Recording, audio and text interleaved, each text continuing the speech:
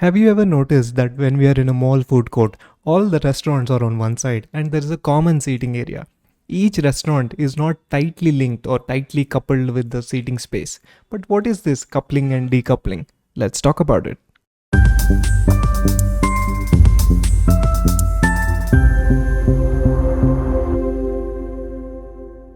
Hello engineers, welcome back. In this video, we're going to talk about the last principle in Solid, which is the dependency inversion principle. I hope you're ready. Let's get started. So as per the definition, high-level modules should not depend on low-level modules. Instead, both should depend on abstractions.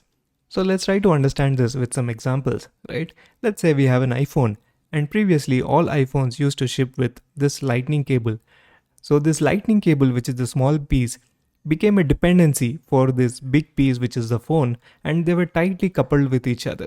So everybody who was using an iPhone was dependent on this specific type of cable, which is a tight coupling. Now take a look at this example. This is a Type-C cable, which is a common cable used by pretty much all of the Android phones, whether it is a Samsung or Google Pixel or any other Android phone. So this is a common utility for all the phones. So the Samsung device is not dependent on any specific Samsung made charger. The Google Pixel is not dependent on any specific Google made charger.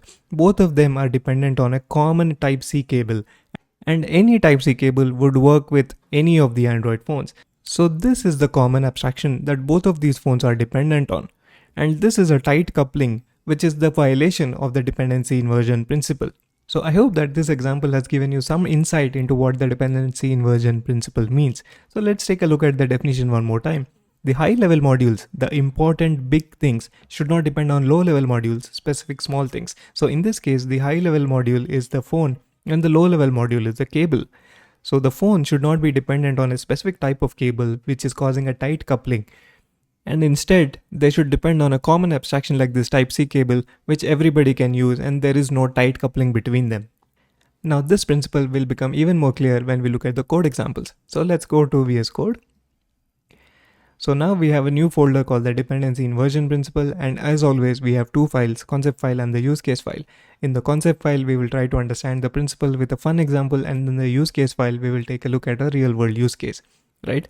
So continuing with our example from the chargers and the phone, let's say we have a phone class and it has two methods, charge with Apple charger and charge with Samsung charger.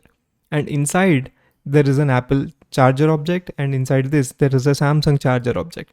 And if I want to create a new method, I will have to come to this class and change it, right? So the phone class is directly depending on specific chargers. So this is the violation of the dependency inversion principle. This code will definitely work, but it is a very tightly coupled code. So when I run this, you will see that it is charging with an Apple charger, charging with a Samsung charger, but it is a very tightly coupled code because the phone class is directly dependent on the specific objects, Samsung charger and Apple charger. So how do we fix it? Let's have a look. Now this is the fixed version of the code. We have the same phone class, but now it has just one method called charge, and it is not dependent on any specific Apple charger or a Samsung charger. Instead, it is dependent on a common charger class, which is simple abstraction. So if you look at the charger class, it doesn't do anything. It is a pure virtual function with a function called charge. And Apple charger and Samsung charger or any other charger like the USB charger can directly implement the charger interface and build their own methods. And this phone is now directly dependent on the common abstraction interface called charger instead of specific implementations of Samsung charger or Apple charger. So if I run this code, we see that we are able to charge the same phone with 3 different chargers. So our phone will continue to work with any type of charger. It is not depending on a specific Apple made charger or the Samsung made charger, right?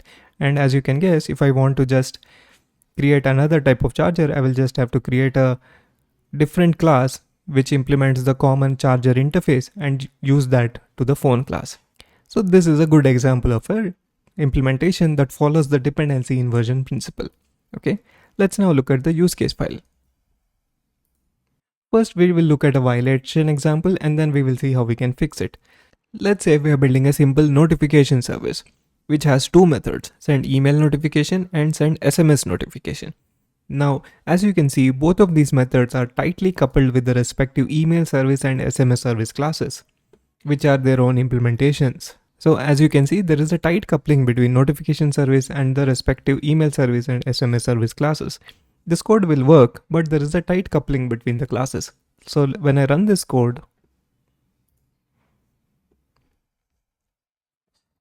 we are able to send email and both SMS, but now this code is very tightly coupled. So if I want to add a third category, let's say I want to add push notifications, I'll have to come here and add a new method and add a new linkage or a new coupling between the notification service and the push notification, right? So this is a violation of the dependency inversion principle. The big piece, which is the notification service, is dependent on the small pieces, the email service and the SMS service. This should not be the case, and this is a violation of the dependency inversion principle. So how do we fix it? Let's have a look. So this is the fixed version. So we have the same notification service class and we have one method now called send notification. It is not saying send email notification. It is not saying send SMS notification. It is just worried about sending a notification. And the type of notification will be dependent on a common class, common abstraction, or a common interface called notification channel. And what is this notification channel? It is a abstraction interface which has just one method called send, and it is a pure virtual function, which means it does not do anything. And the email service or SMS service or even a push notification service can directly implement this notification channel interface and build their own methods of sending a notification. And now our main service, the big piece, the notification service piece, is directly dependent on the common abstraction instead of the specific implementations of SMS service or email service. So this is a fixed version of the dependency inversion principle. So when we run this code, you will see that it works the same way. Hello via email, hello via SMS, hello via push notification. We are able to send 3 types of emails without having to link any of them with our main notification service, which is our main big piece, right? So this is a good example of a implementation that follows dependency inversion principle. So I hope you got the understanding and the intuition behind the dependency inversion principle. I hope next time when you think about high-level modules and low-level modules, you will be able to see the tight coupling and the loose coupling between them and adjust them based on this principle, right? I hope you found this video helpful. Do leave a like if you found this helpful, and do comment if you have any questions or suggestions in this principle or any of the other solid principles. And if you haven't subscribed already, do consider subscribing because there is a lot more coming up in this channel. Thank you so much for watching, guys. I will see you in the next playlist. Cheers.